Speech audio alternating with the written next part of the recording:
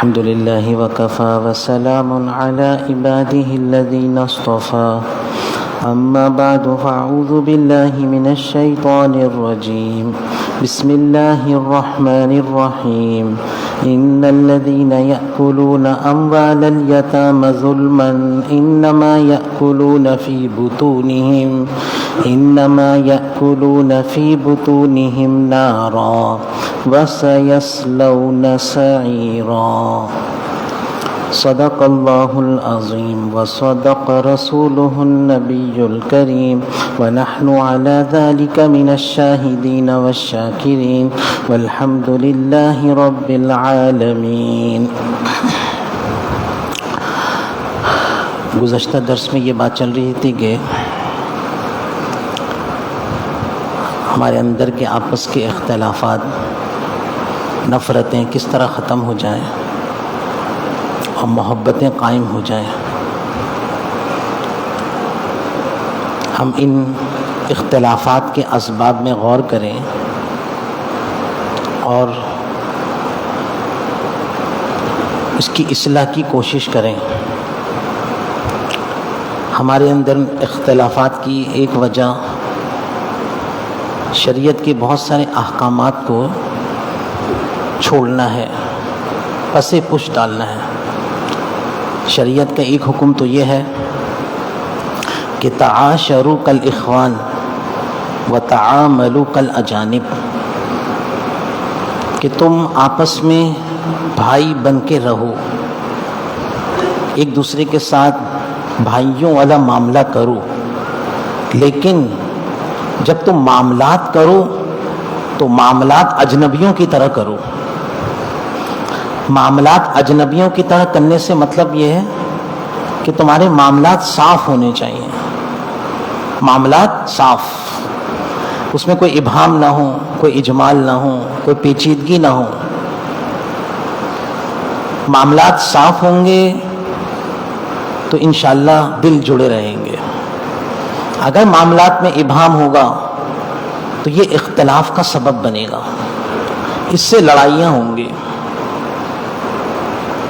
چاہے ہم اپنے بھائیوں سے بھی معاملہ کریں، اس کو بالکل واضح اور صاف رکھیں تاکہ بعد میں کسی ابہام کی وجہ سے نا اتفاقی پیدا نہ ہو، لڑائی جھگڑے اور اختلاف کا باعث نہ بنے۔ ایک تو یہ کہ معاملات صاف ہوں۔ نمبر 2، ہماری آپس کی ملکیتیں ممتاز ہوں، ہر ایک کی ملکیت متعین ہو۔ اس ملکیت، کس کی کیا ملکیت ہے، یہ سب کو پتہ ہو۔ یہ معلوم ہونے سے بھی لڑائیاں نہیں ہوں گی۔ مثلا ایک باپ نے ایک کاروبار شروع کیا، اب بیٹا اس کاروبار میں لگ گیا، باپ کے ساتھ شریک ہو گیا یا کام ہاتھ بٹانے لگا، لیکن اس بیٹے کی حیثیت متعین نہیں ہے کہ یہ بیٹا بحیثیت شریک یعنی پارٹنر کے ہے، معاون کے ہے، ملازم کے ہے کہ اس کو تنخواہ ملے گی، کوئی بات متعین ہی نہیں ہے۔ دن رات باپ بیٹے کاروبار میں لگے ہوئے ہیں۔ باپ کو جب کوئی پیسے کی ضرورت ہوتی ہے، باپ پیسے لے لیتا ہے کاروبار سے، بیٹے کو ضرورت ہوتی ہے، بیٹا لے لیتا ہے، کام یوں چل رہا ہوتا ہے۔ کبھی کسی کو لینے پر تھوڑی سی گرانی بھی ہوتی ہے کہ بیٹے نے زیادہ لے لیا، بیٹا کہتا ہے باپ نے زیادہ لے لیا، مگر یوں کام چل رہا ہوتا ہے۔ پھر تھوڑے عرصے میں دوسرا بیٹا کاروبار میں ساتھ آ جاتا ہے، لوگ ان کو کہتے ہیں بھائی اپنے معاملات کو صاف کر لو، ملکیتیں متعین کر لو، حیثیتیں آپس میں ممتاز کر لو کہ کس کی اس کاروبار میں کیا حیثیت ہے۔ تو وہ کہتے ہیں کہ باپ بیٹے میں بھی کوئی حساب کتاب ہوتا ہے، بھائی بھائی میں بھی حساب ہوتا ہے، تو اس وقت تو اپنائیت کا مظاہرہ کرتے ہیں، لیکن تھوڑا عرصہ گزرتا ہے، بھائیوں کی شادیاں ہو جاتی ہیں، بچے ہو جاتے ہیں، باپ کا انتقال ہو جاتا ہے، تو اب بھائی آپس میں لڑنا شروع ہو جاتے ہیں،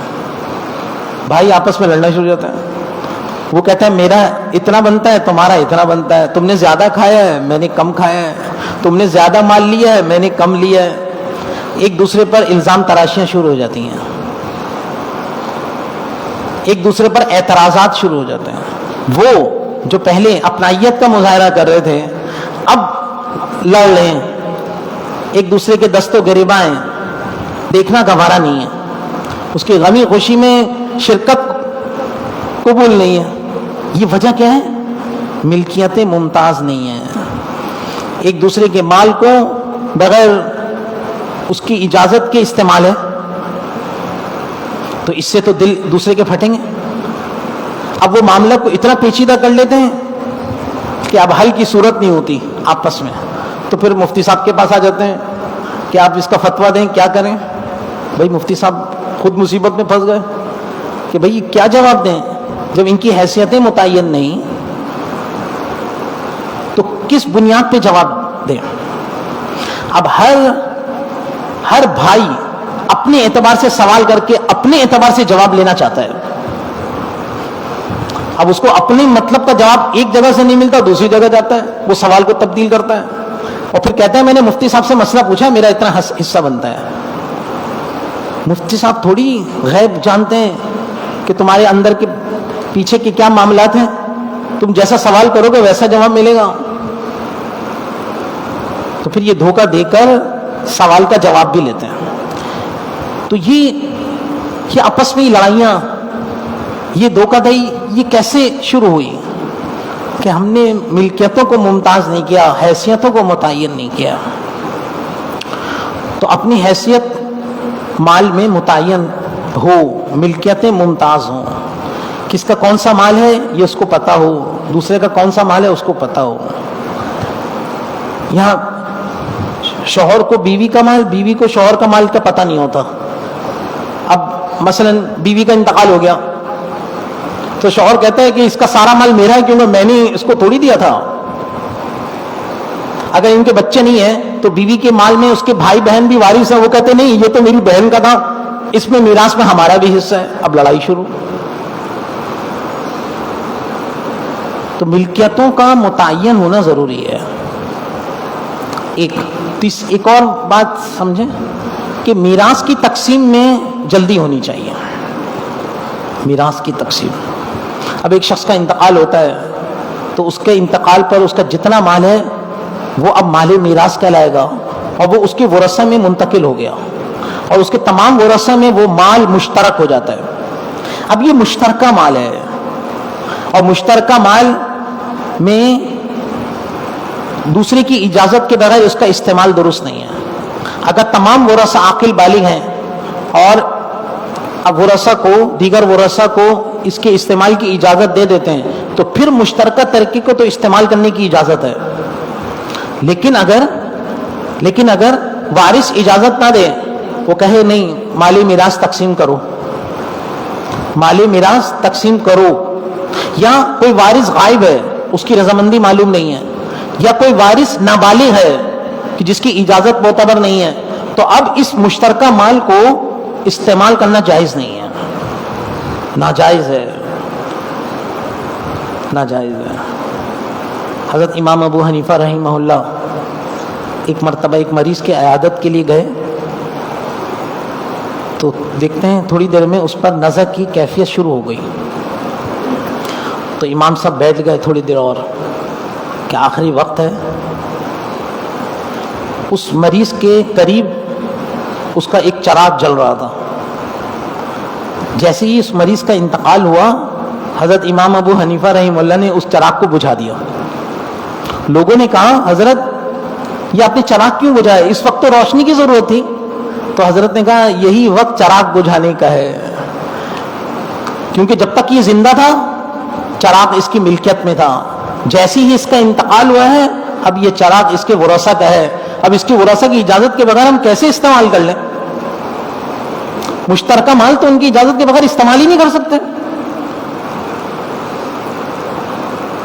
حضرت مفتی تقی عثمانی صاحب دامت برکاتہم العالیہ فرماتے ہیں کہ جب میرے والد صاحب کا انتقال ہوا تو میرے شیخ ڈاکٹر عبدالحی عارفی رحمہ اللہ تعزیت کے لیے تشریف لائے.